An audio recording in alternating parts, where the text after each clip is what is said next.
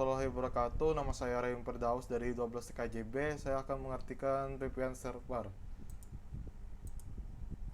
VPN server adalah singkatan dari Virtual Private Network, yaitu jaringan pribadi bukan untuk akses umum yang menggunakan medium non-pribadi, misalkan internet. Untuk menghubungkan antara remote site secara aman, di sini ada dua kata yang dapat kita garis bawahi, yaitu virtual network dan private. Dan contohnya ini, kita lanjut. Pengembangan VPN server. VPN server dikembangkan untuk membangun sebuah internet dengan jangkauan yang luas melalui jaringan internet. Internet sudah menjadi komponen penting dalam suatu perusahaan dewasa ini. Internet dalam perusahaan akan berkembang sesuai dengan pengembangan perusahaan tersebut. Di lain pihak, kekuatan suatu industri juga berkembang dan menuntut dipenuhinya 5 kebutuhan dalam internet, yaitu kerahasiaan dengan kemampuan scalable atau encrypt pesan sepanjang jaringan tidak aman. 2. Kendali akses, menentukan siapa yang diberikan akses ke suatu sistem atau jaringan, sebagaimana informasi apa dan seberapa banyak seorang dapat menerima. Ketiga, authentication, yaitu menguji identitas dari dua perusahaan yang mengadakan transaksi. 4. Integritas, menjadi bahwa file atau pesan tidak merupakan dalam perjalanan. 5. Non-repudiation, yaitu mencegah dua perusahaan saling menyangkal bahwa mereka telah mengirim atau menerima file. Fungsi VPN server. Teknologi VPN yang menyediakan 3 fungsi utama untuk menggunakannya, yaitu 1.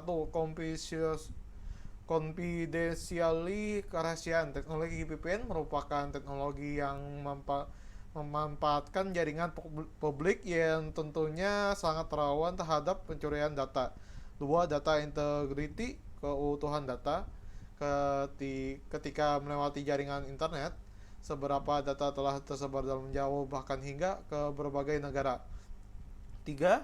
Origin Authentication number. Teknologi VPN memiliki kemampuan untuk melakukan autentikasi terhadap sumber-sumber mengirim data yang akan diterima.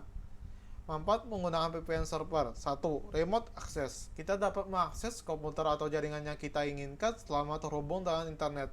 Security. Kita dapat melakukan browsing dengan koneksi internet publik seperti hotspot atau warung internet secara aman. Hemat biaya. Setup jaringan. VPN dapat menjadi teknologi alternatif menghubung jaringan lokal yang luas dengan biaya yang cukup rendah, karena transmisi dalam teknologi VPN menggunakan itu VPN server. 1. Interest gateway to gateway, contohnya. 2. Circle to gateway, contohnya juga. Dan selanjutnya jenis-jenis VPN server. 1. Remote access VPN. Remote access VPN disebut juga Virtual Private Dial-up Network, VPDN. VPDN adalah sejenis user LAN connection. 2. Site to site VPN. Site to site VPN diimplementasikan dengan memanfaatkan perangkat di tiket yang dihubungkan via internet. Kelebihan VPN server. Keuntungan menggunakan VPN yaitu 1. Biaya yang rendah. 2. Universality, kemampuan untuk akses dari teknologi yang berbeda. 3. Meningkatkan konektivitas. 4.